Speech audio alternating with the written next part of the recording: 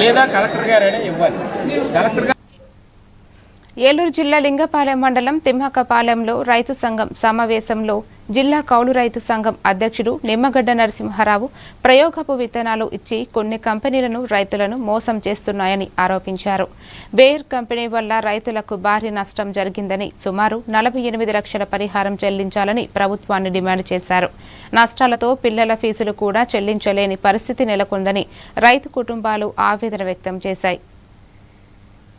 నాకు ఇవ్వట్లేదు, ఫీజులు నాకు రోజులు బట్టి చెప్పిన డబ్బులు మాకు ఇవ్వట్లేదు. నేను చదువుకుంటున్నాను, 3rd క్లాస్ చదువుతున్నాను. మాకు ఫీజు అడుగుతున్నారు. వాళ్ళు డబ్బులు ఇమ్మంటుంటే నాకు ఇవ్వట్లేదు. ఫీజులు నాకు రోజు అడుగుతున్నారు స్కూల్ వాళ్ళు. నాకు డబ్బులు ఇవ్వాలి అని కోరుకున్నాను.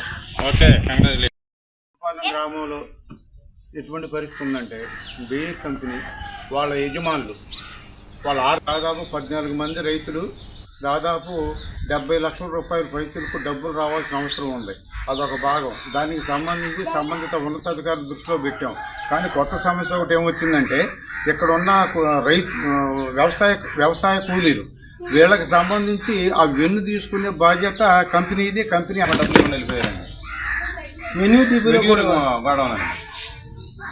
అదే సందర్భంలో మెయినూరు డిపోలో కూడా వారు మందులు ఆడుకోమని రైతులకు చెప్పారు.